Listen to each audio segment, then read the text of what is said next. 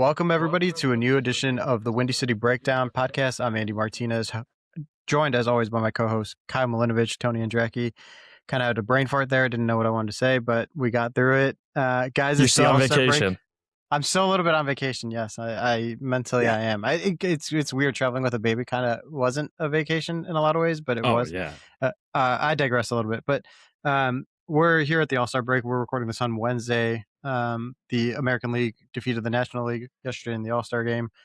PCA got a hit, so that was pretty exciting. But guys, we're here to talk about superlatives, first half, second half outlook on this Cubs season that has been kind of wild. I was covering the White Sox over the weekend for the Chicago Tribune, and I was talking to Scott Merkin, a movie.com reporter, and it's like kind of crazy, like the narrative around the Cubs, where it's like, oh my gosh, they're struggling. They're in second place, like all these like Debbie Downer situations.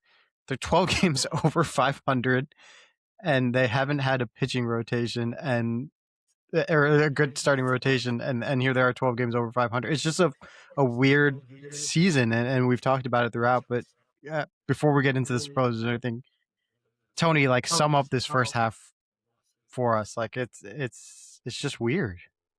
Yeah, I think it's a good what's that psychology test, like a Rorschach test or whatever it's called. Yeah. Like you look at like the picture, Yeah. and like so I think it's that if you ask people what they think about the Cubs first half, because there's this glass half full or glass half empty mentality that you could take. I mean, ultimately, I think it was a success with moments and pockets of disappointment in there too. You know, like a 10-game losing streak and a 30-plus day stretch where they were the worst team in baseball. Obviously, like that's a negative. The fact that the Brewers have still overtaken them even without Freddie Peralta, you know, they've been without Devin Williams for a couple of years. You know, you look at some of their players. Brandon Woodruff hasn't pitched much this year. You know, William Contreras seems like he's taken a bit of a step back offensively, at least in the slugging department. And you're like, oh, okay, like they can't keep doing this, but they do. And the Cubs are 5 back of the Brewers. So like ultimately, like they've spent this first half and they failed of their goal so far, right? Of winning the division. Still 66 games, plenty of time to come back. That being said, I mean, the way that they've navigated these pitching injuries, the fact that they were the best team in baseball for the first 6 weeks of the season, and then they had another like 3 or 4 week stretch where they were the best team in baseball. You know, I think they've lost one series over the last like 6 weeks. You know, coming into this All-Star break, they're like whatever it is, like 8-1-1 or 8-2-1 in the last few series. And I think that's great. You know, and like they've just it's been a first half kind of marked by some ups and downs and some roller coaster events playing out. But ultimately, like because of the injuries and the adversity that they've had to overcome, being 12 over 500, only 5 back of the Brewers, I do think that's a pretty big success. I was gonna say, Kyle, what do you got? do you know that meme? It's like the two guys looking outside the bus windows and one's looking at the wall. Yes. Yes. We brought it up on this pod before, I think. Yeah. Was that last week we brought it up? It was 2 weeks No, we ago. brought I it up- remember this. Yeah, we brought up about the Cubs and White Sox. Yes. Oh, It was did like we? they had the same record. Yeah. Oh shit! Never mind. That's exactly what I was gonna say. Yep. Yeah. Hey, thank You God heard I that listened. here, sir. Thank God I listened, huh? It is kind of crazy though to think like the Cubs are, I think they're 3 games or 4 games better than the Sox. Their only All-Star was PCA, and there's not a ton of hype. But then the Sox are, I mean, in first place, 3 games worse than the Cubs, and they have 3 All-Stars. It just seems like, not that they're trending in different directions, but just like the excitement around, or I guess you could say the excitement around the first half is definitely different. They're just a schizophrenic team. I think Joe Davis said it best on the All-Star game broadcast. He's like, there's really no team that's been as crazy as the Cubs in maybe baseball history with their ups and downs. I don't know where that stat was that I saw, but it was maybe through like May 9th-ish. The Cubs had the best record in baseball. Then from May 9th to like June 11th, they had the worst record. And then from June 11th to the All-Star break, they had the best record again. It's just, I mean, life's like a box of chocolates with the Cubbies. No, I said that last week, but it's crazy. They're crazy. And I can't wait for the second half. it's like if you think about it, like you would think like this team probably isn't going to win a World Series or get to the World Tony, Series. Tony Echo is back, but if you you gotta mute catch this yourself. team at the wrong time, like if you catch this team at the wrong time, if you got the Cubs going in at like they are right now or like they were in May, if you catch them then, you don't want to play them in the playoffs, right? Like that's the team that you kind of don't want to play. Like I think that's why it's hard to say like what this team is, because like if we look back at the end of the season and you say, hey, this team made it to the NLCS and was like a game or two away from the World Series, I wouldn't be surprised, because maybe then I would think, okay, they got hot at the right time, like they have in May or right now going into the All-Star break. But if you also told me they lost in 2 games in the wild card round, I wouldn't be surprised either, because they have been so streaky that you just can't rule them out or anything out for them, because they really can't do anything, good or bad, with the way they've been playing. But guys, let's get into it. Going into this, Andy, real quick on the yeah, go ahead. just kind of following up on this overall point. So like you talk about how nuts it's been. Do you guys think that has made this more interesting and entertaining to watch? Like the drastic highs and lows, I feel like it's been like the most bittersweet first half that I can imagine, right? Like there are these moments of bitter, these moments of sweet, and you kind of enjoy as a like fans watching or as us covering it, you kind of enjoy like the good because you've seen how bad it can be. And you also like just don't know what you're going to get on a series to series basis. Like to me, I feel like this has been maybe the most entertaining first half in a long time. It is crazy to think where they were.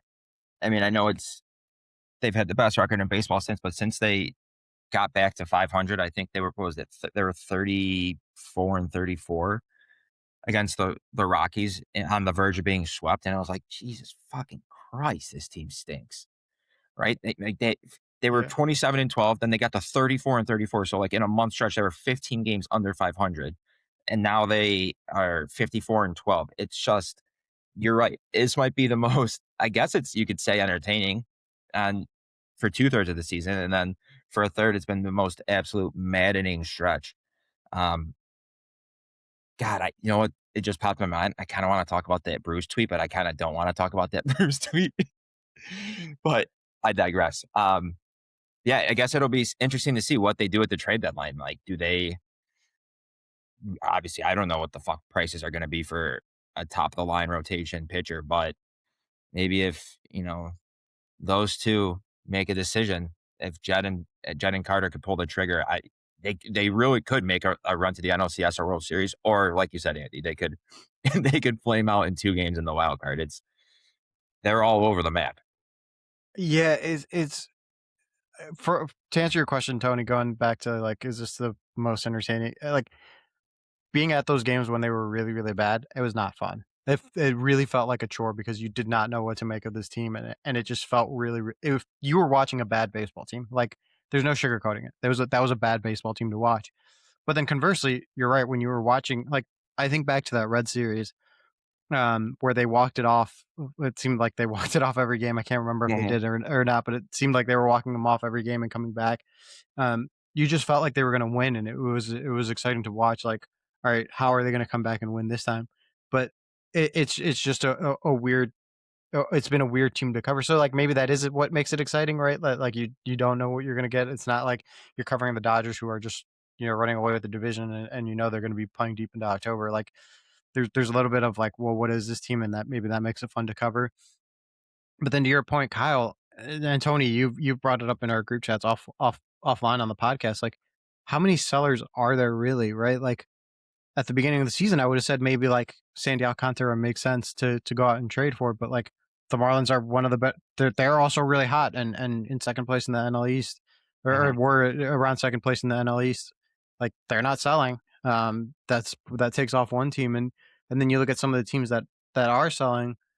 Like the Rockies probably aren't going to have much that you're going to be able to pick from, and then you look at maybe like the Royals. Like they have some starters that are like interesting, but like you're probably also not like those teams are going to be asking a lot for players that probably aren't worth what they're asking for, and you run into the situation that happened in 2025 where the price for a Joe Ryan was just so high that you weren't pulling the trigger on that. The price for a Mackenzie Gore was so high that wasn't going to happen.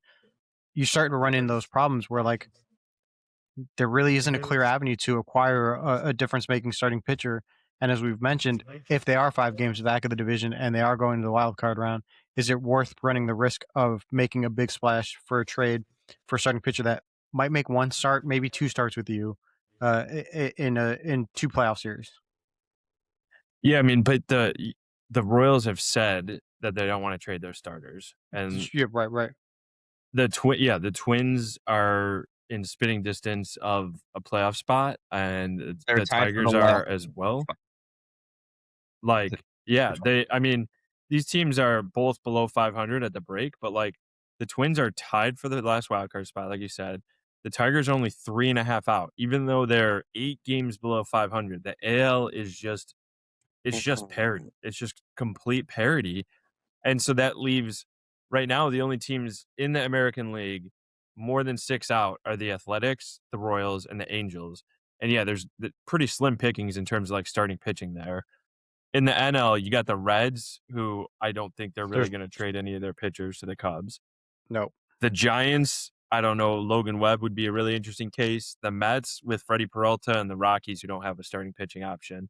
What about And Robbie so, I Ray mean, and Clay Holmes? you could be Robbie Ray as well. Clay Holmes has said that he wants to re-sign with the Mets. I don't know how much of that is posturing, but like, Oh, he yeah. said So so? like, but like Freddie Peralta's having the worst season of his career. Logan Webb just deleted his Twitter account because he got pissy at some media member about something. Not that that's like would What preclude the happened? Cubs from trading for him. I don't know. He got upset because some media member posted a video on his own account, like breaking down a start and just talking about how Logan Webb had struggled this year. I forget exactly what it was, and Webb like quote tweeted it and talked about how like this guy never played the game and stuff, and then he ended up like deleting his account. It was kind of weird. It was last week, I think. It was pretty recent. Huh. But I missed that. my point is like the guys that are available to your point, Andy, I don't know what the cost is going to be. If it's anything like what last year was, it's going to be really difficult unless it's a pure rental player. And some of the pure rental players have these warts and question marks. And like, I don't know what's up with Freddie Peralta, but he's definitely having far and away like the worst season of his career ever since he became the Freddie Peralta we know. But like maybe he would come back and change things. But if you're not winning the division, I think that's what it comes down to for Jed and Carter, or as Bruce calls them, Twinkle D and Twinkle Dumb or whatever, right? Like Yeah. that that it's going to come down to where the Cubs are at if they feel like they can win the division. Because like you said, Andy, if starting pitcher is going to pitch once in a wild card series, you don't want to mortgage the future for a guy who's going to pitch once, assuming he's healthy in a wild card series. You'd rather get in the NLDS, get through that wild Exactly. card, have the bye, and then have him pitch twice at least, and then you feel a little bit better if the Tigers fall off, going after a Skubal or going after a Peralta or whatever, throwing in the last prospect. So I think the first few weeks coming out of the break are going to be paramount for the Cubs and for Jed and Carter to figure out what they want to do with this trade deadline. And honestly, it's going to be scoreboard watching for all these other teams to see if any of these other teams, like I don't expect the Marlins to fall off because of how good they are right now, but like if any of these other teams fall and decide to sell and if the Cubs pounce. So I think that's going to be absolutely fascinating, like potentially more interesting than last year's trade deadline around the league.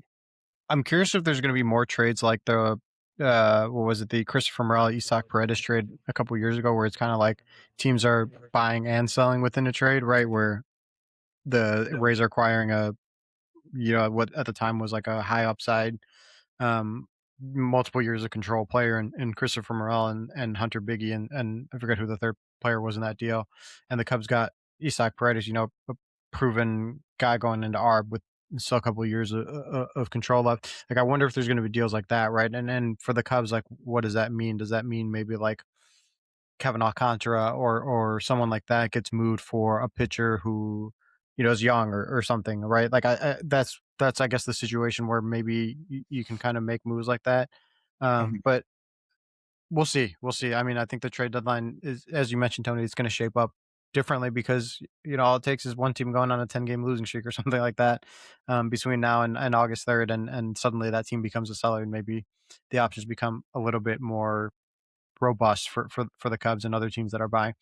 All right, a lot of trade deadline talk, a lot of speculating about the future. Let's get into the superlatives that we teased like 20 minutes ago and have not gotten into.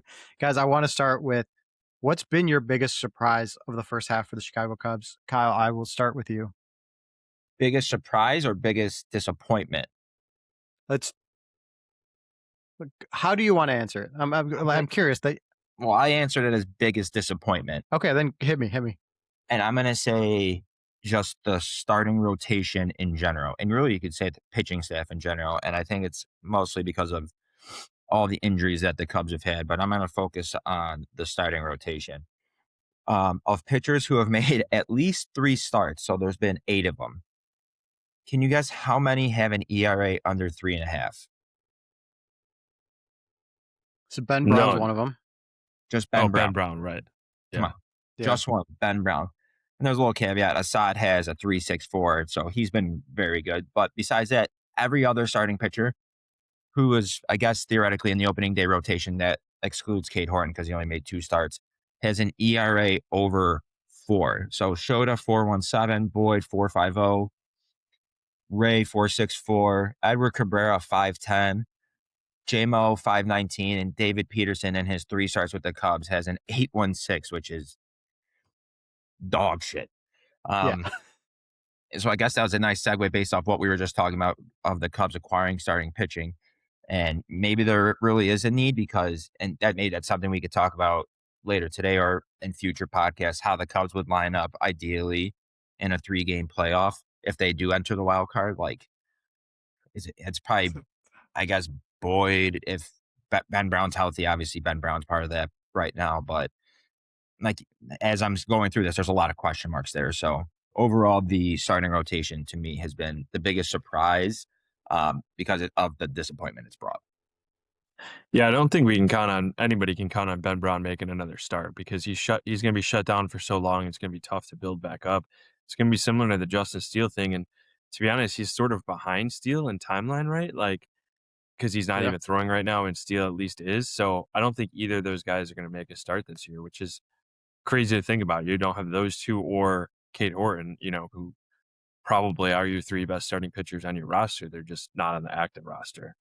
But yes, biggest surprise, if we make biggest surprise and biggest disappointment 2 separate categories, I think the biggest disappointment or maybe biggest surprise, I found myself in awe of all the roster moves and the pitching injuries and the fluke nature. I mean, there was a stretch in April and May, right, where it was Riley Martin was even up, but it was everybody who had elbow and forearm issues.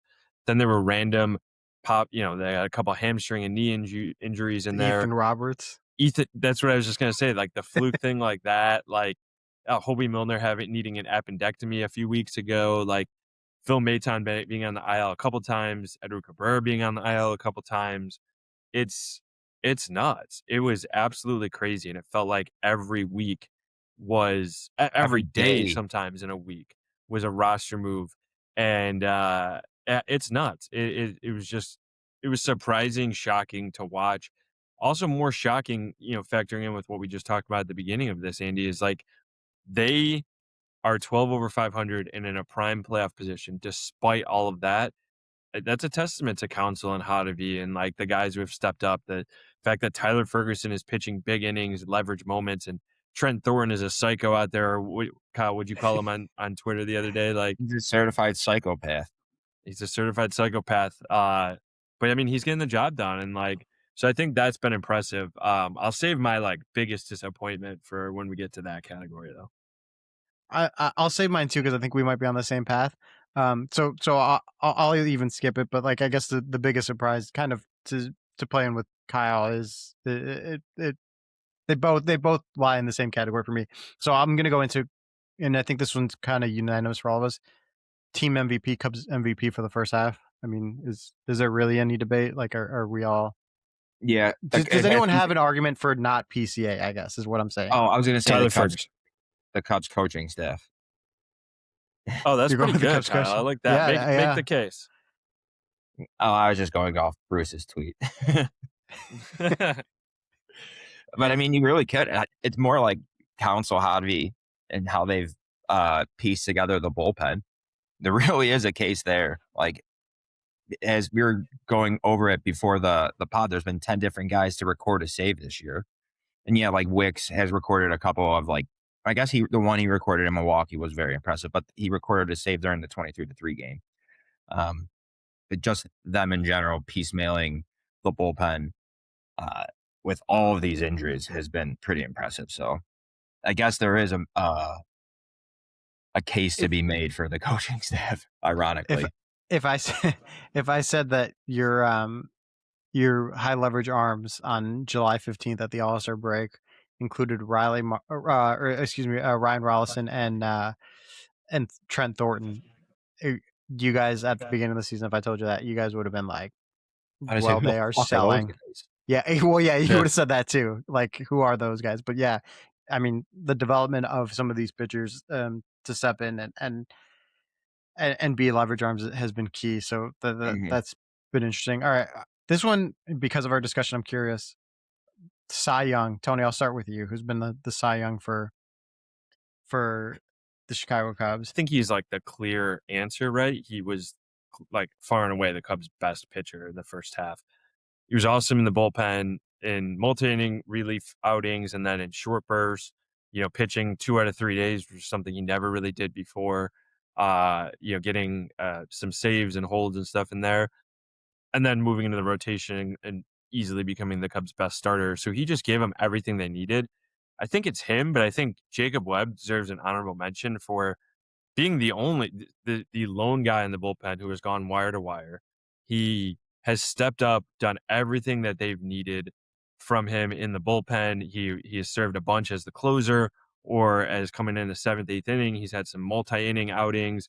Council just raved last week or last homestand, I think, about Webb's just availability and how he's always available to pitch, and that like he excels in that particular stat or category, and like that the Cubs just love that about him. He's always able to go out there and pitch, and 2 innings can go back out the next day, and they have to kind of put the handcuffs on him himself just to keep him fresh and stuff. But yeah, he got off to a little bit of a rough start, and he has flourished now, and I think it's just some of his outings have just been so big that if I'm going healthy guys, I think Webb is the healthy Cy Young winner and Brown is just kind of the clear choice. But both guys deserve special mention, I think, in this category. I agree. Yeah, I mean, I couldn't have said it any better myself. I was going to go with Ben Brown, but given all the arm injuries in general, the fact that Jacob Webb has been available each game is a testament to him. And he's leading the team in saves. I mean, with 5, which isn't anything crazy, but still, he's pretty much in every situation thus far. One thing on that too, like so we were just talking about all the pitching injuries. So the MLB record is 46 different pitchers used by the Mets last year. The Cubs are already at 33. They've already used 33 pitchers, and we have 66 games to go. So this could be a record-setting season. Well, I mean, so that's what I thought, or that's what I would think too. But you talk about like the trade deadline. I mean, what if they acquire 2, 3, 4 guys there? I mean, they acquired 3 new pitchers last year who all made and then I guess starts and outings for them. Then they do have Justin like Liam Steele coming back. Mm-hmm. Yeah, Aaron Bummer, like some of these other guys. Like you just never know any of these moves. Yeah. Yeah, I mean, you got Justin Steele, potentially Shelby Miller. Like you got guys coming back that like, yeah, to your point. I don't think they'll do it, but I think it'll be close. If you set the line at 40.5 total pitchers used, would you take the over or the under? I'd take the over, just out of principle. Out of principle, because life's too short about the under. Good, I like that. I wanted. This is kind of a lukewarm take, but Shota Imanaga for Cy Young, just given that he's given them 108 innings. A lot of them haven't been great, but again, given their injuries, he's made every start. He's come out. I'm looking at the game logs right now. I believe it's 6 quality starts this season. It hasn't been great. There's stretches. I mean, I think it was like 7 quality starts. Mhm. So, 7 out of 19, 33%, not great, but that'd be a Hall of Famer if he was a hitter. But I think the 108 innings is very, very key, just given all the injuries, right? Like, you kind of, when you map out your pitching staff, when you map out your pitching plan at the beginning of the season, you kind of hope that you're getting probably around like 500 innings from your starters, right? And or your starting rotation at least. And they're probably not going to come close. They're not going to come close to that at all from their starting rotation. That was their opening day starting rotation. But Shota Managa's carrying his load, and I think that's important for what they've given. Not great, but I think given their injuries, I think it's important that 108 innings from one starter is very important, is very key for the Chicago Cubs team. All right, want to start with, or want to go next with the best offseason move for the Chicago Cubs, and I think I know where we're going based off of Tony, this. do it yourself. I'll let Tony answer first. Best Then me. offseason move. I mean, honestly, Jacob Webb, I think, deserves some mention here, but I think it was Ryan Rollison, because Rollison, waiver claim, he bounced around, and he's been really, really good for them this year. He's pitched in a variety of different roles. He wasn't on the big league roster to start the season on opening day, but he came up pretty shortly after. He's third on the team in appearances behind only Webb and Milner. 2.80 ERA, 5 wins. He's tied for second on the team in third on the team in wins. And 1-3 whip rather, but like, he's got a save, he has some holds, he's pitched in some good situations. I feel like he's had some really, really strong games where he's like come in and you're just like, I can't believe Rollison got them out of that. Some pitched in some extra innings to help, set up some walk-offs. So I think Rollison has been the best offseason move, but sort of similar to the Cy Young, Jacob Webb is sort of like a number 2 in that category, an honorable mention. Yeah, that was a tough one for me because it was really just like a 3-horse race between Webb, Rollison, and Trent Thornton. And I actually went with Trent Thornton more for the fact because I had legitimately never heard of this guy before. And I kind of like his delivery because it reminds me exactly of Carlos Marmol. And he wears number 49. You don't remember Trent Thornton throwing up on Wrigley Field last year? No. Did he? Yeah, he actually, I don't remember if he threw up, so I might be wrong in that, but he passed out. He was here with the Rangers, I think, and he got heat exhaustion. The Mariners, yeah, the Mariners. That was him? He got heat exhaustion. That was him. Yeah. That was Trent. No, I remember watching that game. June. Oh God, June 21st last year. It was a Saturday. It was hot as shit. It was like this heat stretch that we're going through, where the real feel was 110. That I talked to him about that. That was his first time ever pitching at Wrigley, and he's like, I love pitching here, but the only time I came here as an opponent, I passed out on the mound. So it's kind of funny. Yeah, it was either maybe it was June 22nd. Check that, Andy. Last year, June 22nd. But yeah, I guess besides that, I never heard of him. 25 games, 29 innings pitched. What's crazy is his ERA is 2.48. June 21st. June 20. Fuck, I was right the first time. God damn it. He only has 13 strikeouts in 29 innings, which is kind of concerning, I guess. But still, his whip is 1 even, 3 saves. So from that standpoint, I went with Trent Thornton, but really I think it's any of those 3 guys. I wouldn't be upset if you chose them. I'd give an honorable mention to Michael Conforto. I think he's been a really nice NRI guy. That's been a really solid, bench bat. Stepped in when Say had the knee injury, but he's been a nice addition. And if you think about it, in a way, the Cubs and Dodgers made a trade, right? Kyle Tucker went to LA. Michael Conforto came here, and I would say that trade was easily won by the Chicago Cubs as the replacement for Kyle Tucker in a way. So that would be the honorable mention that I'll give. But I mean, I think Jacob Webb, Brian Rollison, any of those guys are very, very deserving and probably the right choice for best offseason move.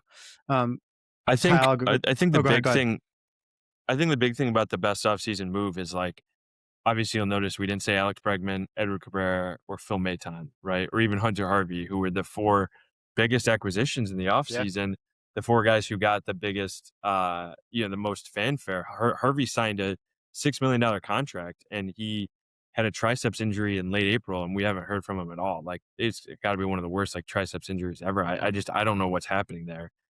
Yeah. Just quick aside on that, Andy. Do you have any other I no, updates on I Hunter haven't Harvey? heard any. I mean, that's probably one of the guys. I'll be there this weekend. That's probably one of the guys. We'll see if there's an injury update on him and like what's the latest on him. I think Yeah. the last time I checked, he hadn't been wrong yet, but I'll double check that right now while you finish. But still, yeah, I mean, like the fact that the other three guys, Maton, Cabrera, and Bregman, are not even close in this category. I think that's a major storyline of the first half. Now, Bregman almost single-handedly won the last two games of the first half for the Cubs, right? Like two big late home runs.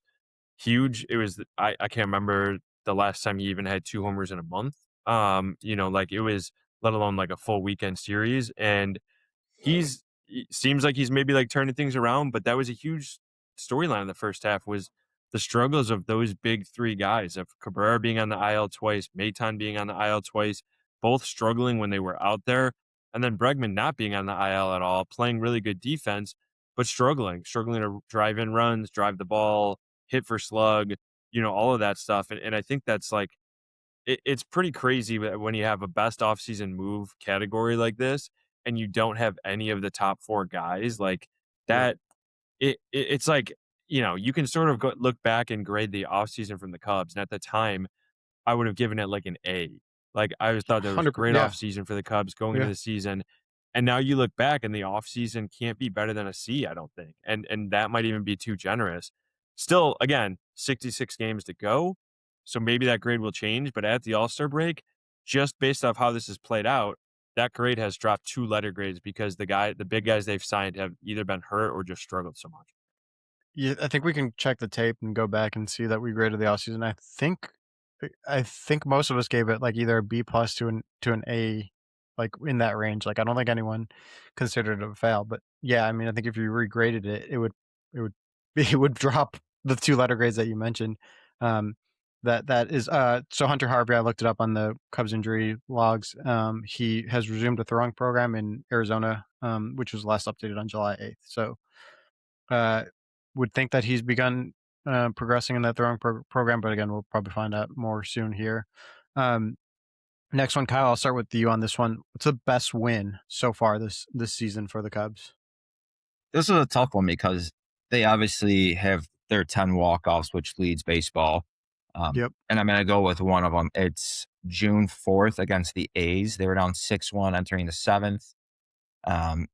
If you remember, Hap hit a bomb in the 7th, make it 6-3. Then they pardon me, rallied in the 9th. I believe is it Joel Kuhnel or Kunal? He's with the Brewers now, who they Yeah. ironically teed off on in Milwaukee a couple Sundays ago to win the series. Yeah. But PCA had the walk-off single. That was in the middle of that stretch where I think they went a month without winning a game at Wrigley that wasn't a walk-off, which is kind of crazy to say. But it avoided the sweep of at home against the A's, who are obviously not a great team. It kind of just kept them somewhat afloat, I guess, for lack of a better phrase. It was in the midst of them struggling. I know they lost. They literally lost less than 24 hours to the Giants, like 18-3 or something like that, or some Yep. outrageous score. But it kind of just was a little lifeboat in the middle of that shit storm that they were going through. But to me, that was the biggest win of the year. Tony? So I'm actually going to go with the other game that you just mentioned there, Kyle, the couple Sundays ago in Milwaukee. And I wrote about this for Bleacher Nation. I think that 4-3 win quick, over Milwaukee. I was just going to say that was mine too, so you can take all the Okay. speaking for me because that was my choice too. So it was June 28th, but it was like, that was Jordan Wicks, the game where he came in and saved it. But it was like the Cubs and Brewers had split the series 1-1. This was the series where the Cubs went into it having to face Mizrowski, Kyle Harrison, Brandon Woodruff, and they were throwing David Peterson and Colin Ray and Ryan Rallison. Oh yeah. Okay, there you go. So but going into the series, the Cubs had just Colin Ray lined up. Nobody knew for sure if Peterson would be active or what they were going to do on that Sunday. And so, yeah, like you saw the reaction in the dugout after that win. The council is the most emotion I've seen from him. The coaching staff, they were all pumped. And it wasn't just because they beat the Brewers, it was because they beat a good team and they had no, I mean, they had a pitching plan, but they just had no idea how it was going to work out. And they used a bullpen game and they won in 10 innings. And it was a 1-1 tie going in extras. And then it looked like, they had the bases loaded. I think Dansby had a bad strikeout. They couldn't get the free runner home at first. Bases loaded, 2 outs. It looks like maybe they pissed this away. Then Michael Busch walks in a run. Seiya gets a 2-run single, and then you're like, oh man, they're up 3, like they're definitely going to win it. And then sure enough, the Brewers load the bases with nobody out, tying around third, and end up not winning, which was just absolutely like crazy how that came out. Jordan Wick's best pitching performance, I think, of his Cubs career. Just a wild win all around. But I think what it does for the overall standings, maybe it means nothing because, like you just said, Kyle, you had a big win and followed by a terrible loss against the Giants. But like, I think that win could carry over and play a huge role in the division because now the Cubs are only down 4-2 in the series to the Brewers. If they had lost that one, they would have been trailing 5-1. In the season series, it feels like you're not going to come back from that. It's insurmountable with only 7 to play. A 4-2 series deficit at the moment, like you feel like you can come back from that. And to take 2 out of 3 in Milwaukee with very little pitching plan going into that, nobody healthy. I just think it was like one of the best wins we've seen, honestly, in years from this team. It was thrilling.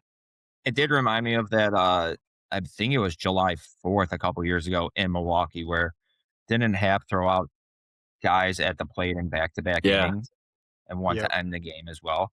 And it was very reminiscent of that. Obviously, extra innings, Cubs in Milwaukee, the rivalry in general. But Was that Palencia pitching?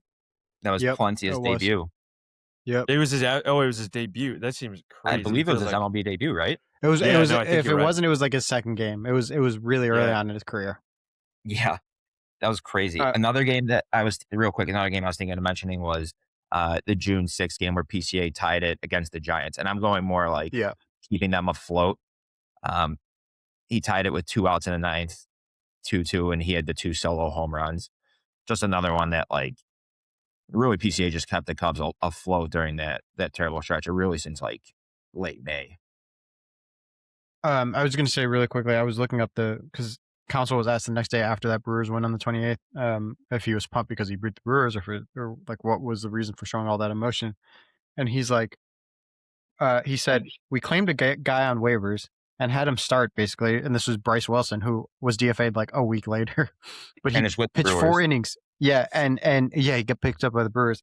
So we claimed a guy on waivers and had him basically start, and you win the game. That's just a good feeling. That doesn't happen very often. And to do it again against the Brewers was pretty remarkable. So that was also why he was pumped up, like you mentioned. Like you don't like you never concede a game, but like you definitely go in a situation where it's like, all right, we just claim this guy off waivers. He's gonna be our bulk guy. Like probably not gonna win this game. And you kind of have that in the back of your mind. So to go out and win it, it's like you feel like you stole one.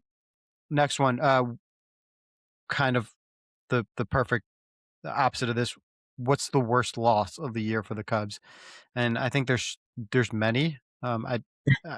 Tony, I will start with you. Negative Andy. Well, yeah, I mean, there's an 18-3 loss to the Giants, a 17-1 loss to the Cardinals. Like those are 2 easy choices. I think the 9-8 loss to the White Sox on May 17th. It was the second game in their 10-game losing streak. Oh yeah. It was the PCA yelling at the fan game. It was, they had like the Cubs had a lead. They were up 3-0 and then 4-2. They kind of gave it away a little bit. And then, ended up going into the extra innings. The Cubs took the lead again, but then in the bottom, I think it was Rollison pitching, right? Yeah, it was Rollison pitching. And Edgar Caro hit like a 2-run homer right away. And it was just like, that was a roller coaster game. It felt like it was sort of it was definitely a microcosm of that stretch for the Cubs. They were in a month where they like sort of seemed like they were finding ways to lose rather than finding ways to win. But yeah, I thought that was just the toughest one because it was a springboard too. The White Sox really have taken off from there. Yeah. And for 3 weeks after, the Cubs cratered, and the Cubs have stabilized and, have been really good since. But it looked like and that seems to happen a lot in crosstown is, like, the two teams just kind of go one way here or the other way, like, they play and then, like, whichever team comes in hot, maybe that changes, and that happened in 2020. The Cubs came in hot in one of the crosstown series. The White Sox hit, like, 5 home runs off John Lester, and then they started doing better, and the Cubs sort of tanked after that point. But it seems to happen a lot that way. Kyle. That was the same one I had, pretty much for the exact same reasons. But another one I was thinking of was I think it was June 20th against the Blue Jays. Yep. Is that the one where they blew the 5-0 lead in the 7th? Yep. That's the one. I mean, That was my choice. Yep. yeah, I mean, and you could take it away, but just really for the simple fact they had a 5-0 lead in the 7th and lost. That should be enough. Yeah, and I mean, it was compounding because, like, all right, you kind of had it scripted, like Jacob Webb was coming in again. We had mentioned best reliever so far of the year, and then he obviously blows it and was maybe his second or third blown save of the year, and you're kind of like, oh great, like these bullpen injuries. It just felt really really heavy, and especially against the Blue Jays team that they were in the World Series last year, but they kind of had been struggling even up to that point that you kind of felt good about potentially winning that game. Matt Shaw had a nice game. Like it was just a good. It was building up to be a good win for the Cubs, and amidst like that stretch where you were starting to come out of it, and it just felt like so crushing in that moment to lose that game. Yeah. And then obviously they get rained out the next day. So that was my choice too, because I think I remember messaging you guys like in like the 7th inning or when the Blue Jays took the lead, where it's like, yeah, this is the worst loss of the year. And I know I say that probably like once a week, but like that was the one. This year. You also say that question mark whenever the Cubs are like, so yeah, just but a peek behind the curtain. He says that all the time. I do, but that one was the one where I was like, this is like, sometimes I actually mean it, and that one I actually meant it. So that was my choice too. Yeah, good call. Good call, Kyle.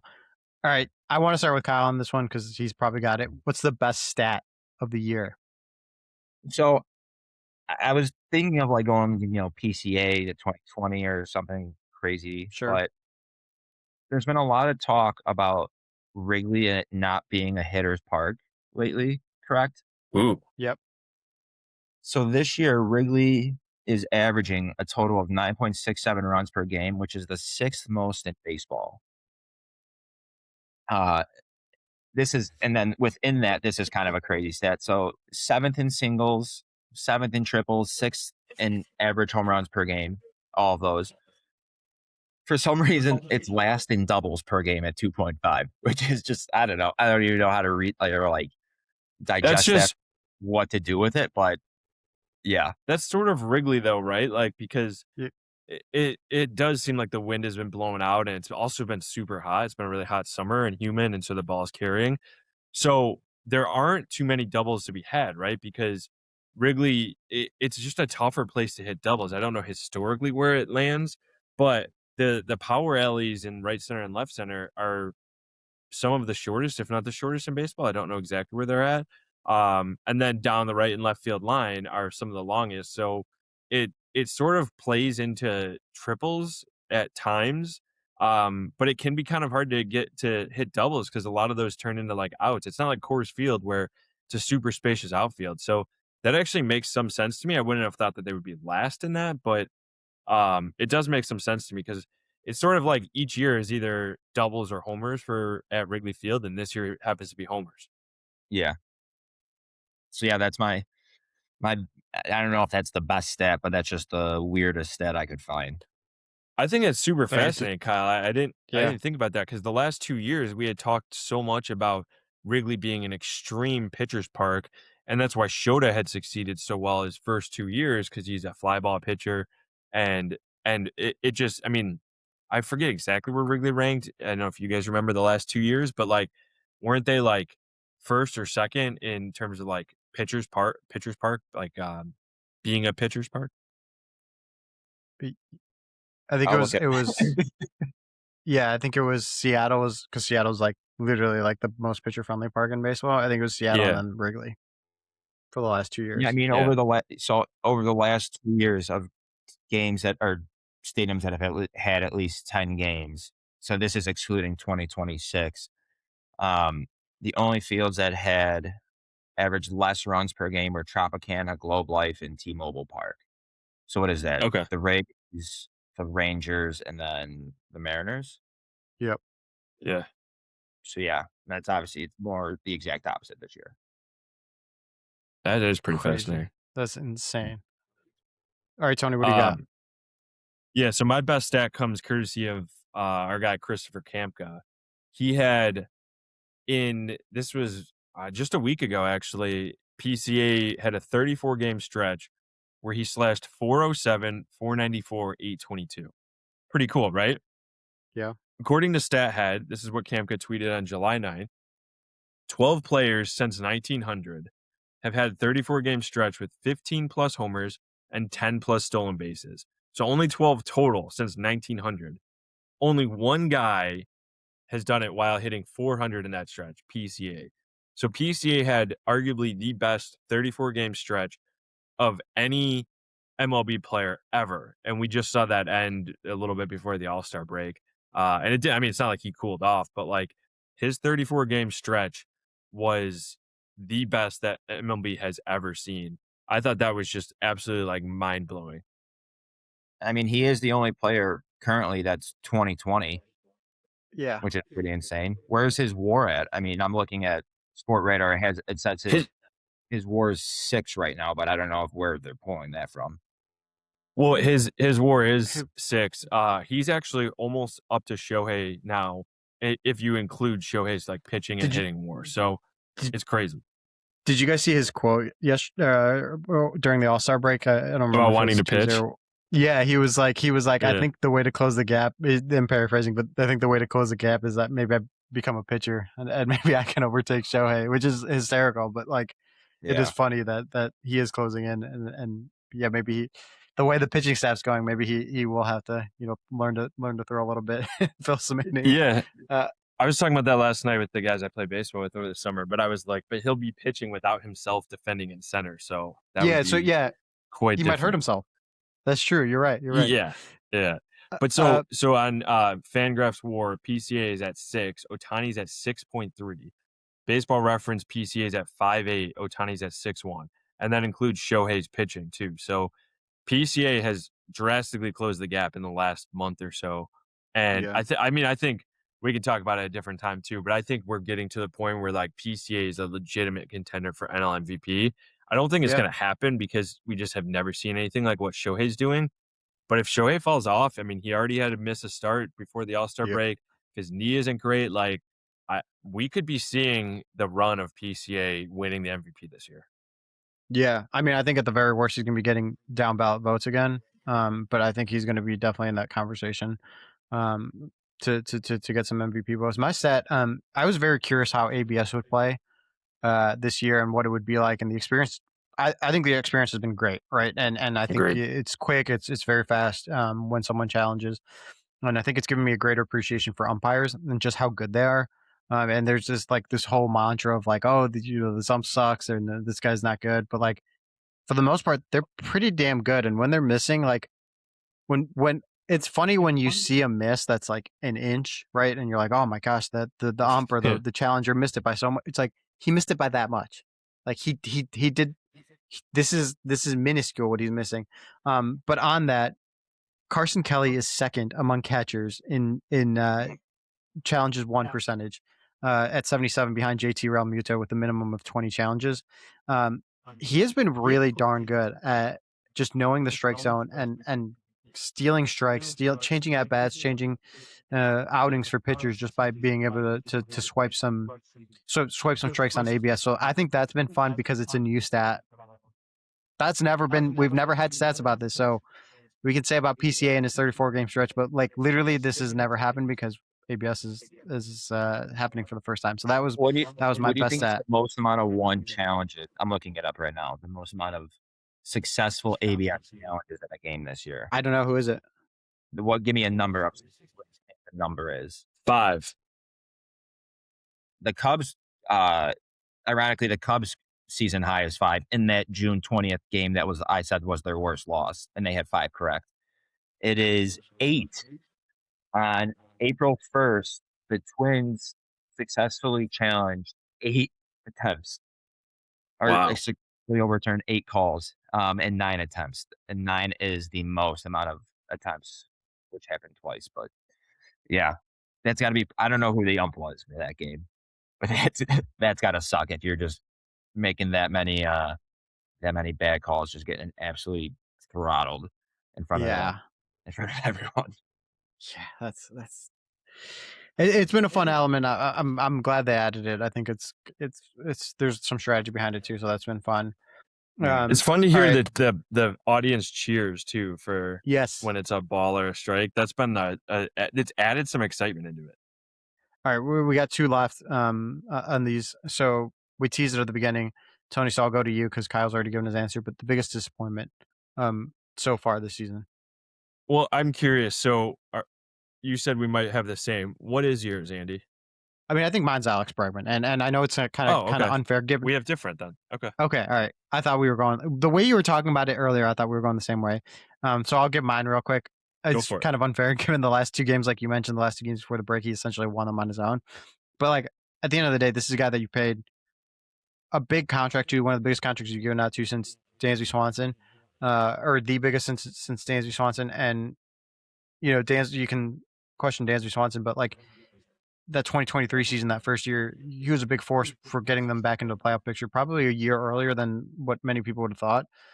And Bregman, again, throwing those 2 games at the end aside, has been kind of a disappointment, right? Like this was a guy that was supposed to be, you know, number 2, number 3 hitter that was going to replace Kyle Tucker, and for the most part, that just hasn't happened. And he's been good defensively, but and you know, PC has talked about his leadership, and that's great and all, but like the on-field product has left a lot to be desired, and I think that's if he was performing to the Alex Bregman level that we've known and come to know what he can do, would it be a shock to say that the Cubs were in first place? I don't think so.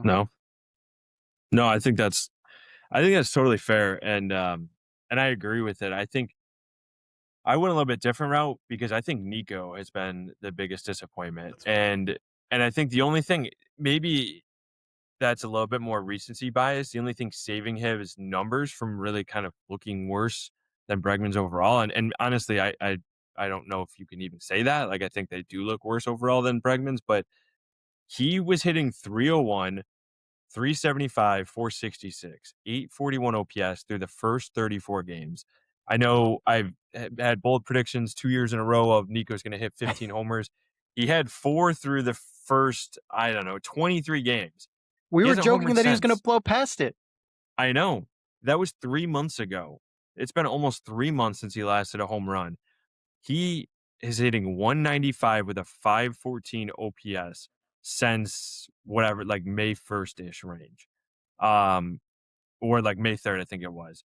It is shocking. I mean, a 514 OPS, I can't believe that. He's at 233 overall in the season, even after that hot start. This guy hit 285 combined from 2021 through 2025.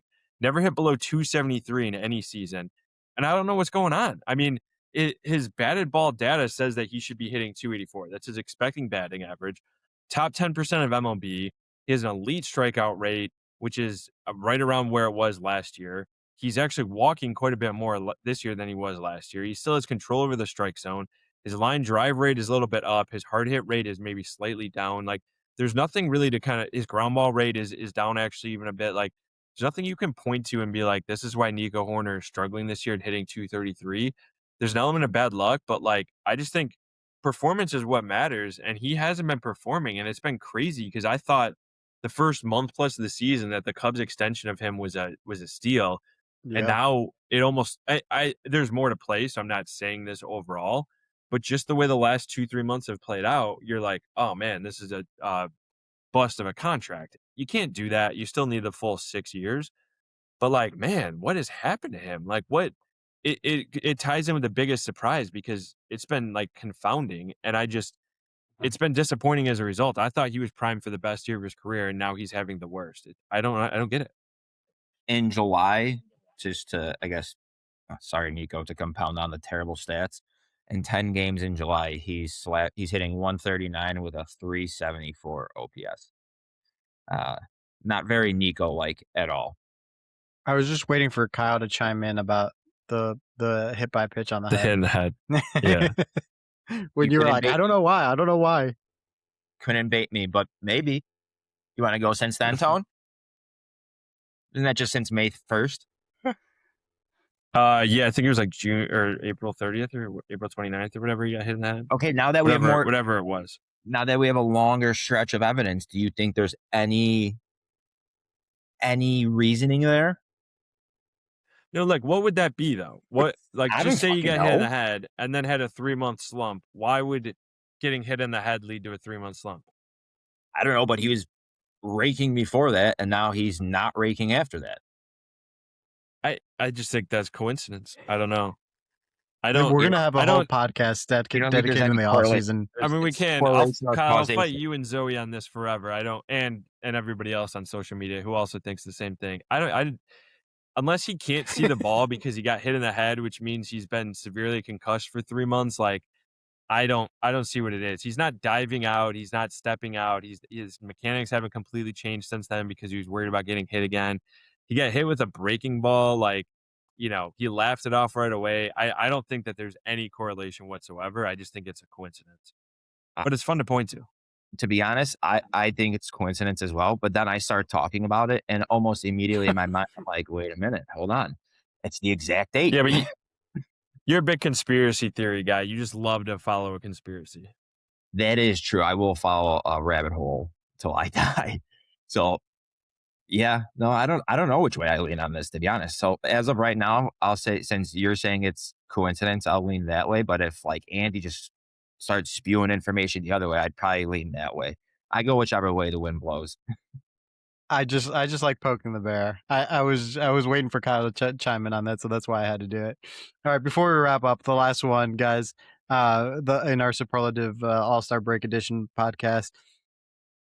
I just lost it. Where is it? Sorry.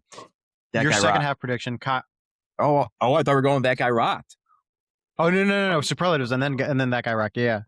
Okay. What's your bold second, or it can be bold, or what's your second half prediction? Kyle, I'll start with you. I don't think this is really that bold because it would just be if the playoffs start today. But I think the Cubs will host the Phillies in the NL wild card. So that's I think my prediction. My prediction is a little bit more bold, but I think Cubs win the division. I think that's what I was going to go with. Actually, that was my bold prediction. Yeah, we're on the same page.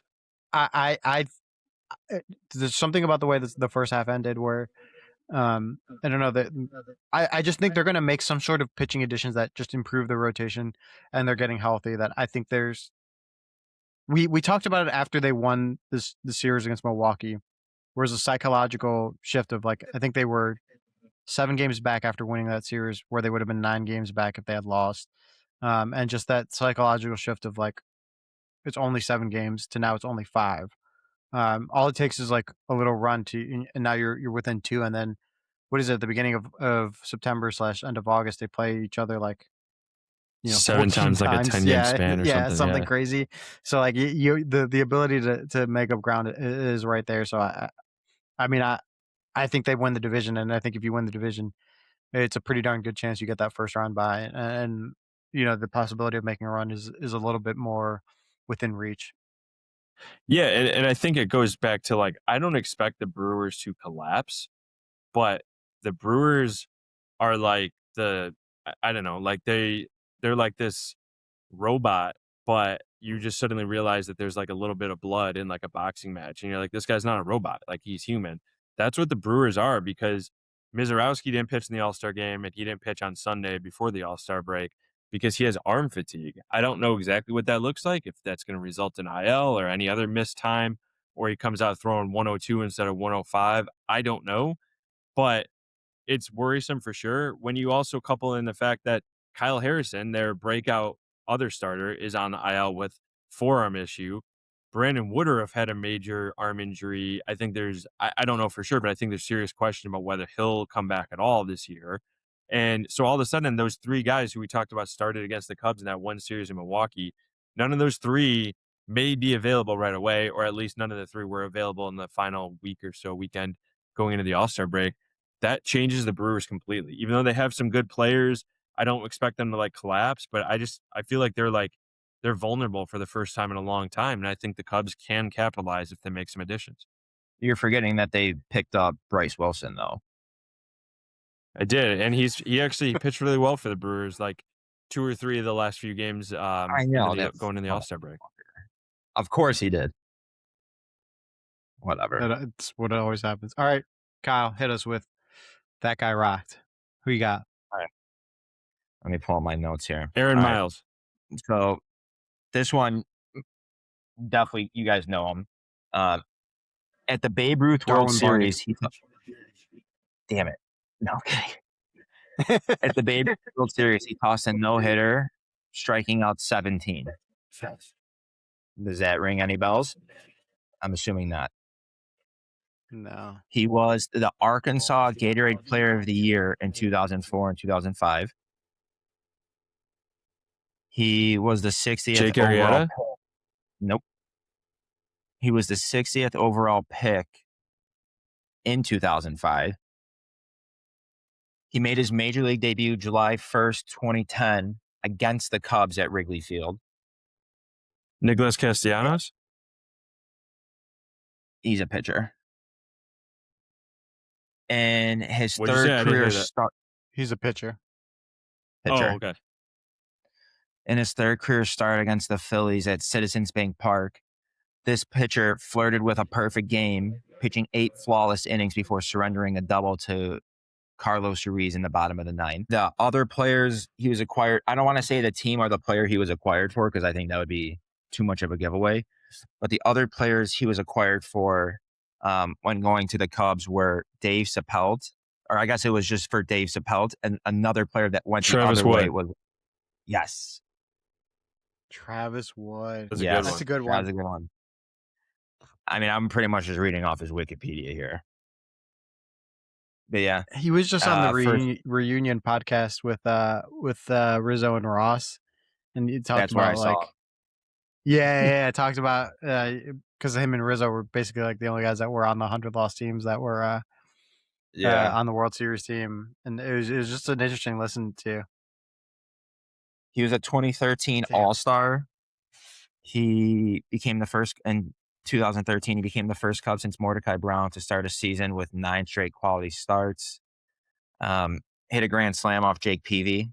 I was gonna say, I believe that was the Crosstown, yeah. Maybe it was the game after the when is it Dioner? How do you say it? Dioner Navarro? Yeah. Oh, Dioner Navarro, yeah. Navarro. He hit 3 home runs and one from each side of the plate. Yeah, Travis Wood. Forgot about that. What a guy. He rocked. That's a great that guy rocked because he did. He did rock for a little bit there. This was fun, guys. Interesting to watch what happens with the second half. Starts up on Friday. Cubs host the Twins for a 3-game set, and then the Tigers. So a couple of weak AL Central teams. So good opportunity to get going. It's been a blast for Kyle, for Tony. Thanks as always for listening. Make sure to listen to tune in and subscribe to the Windy City Breakdown wherever you get your podcasts. Thanks for tuning in.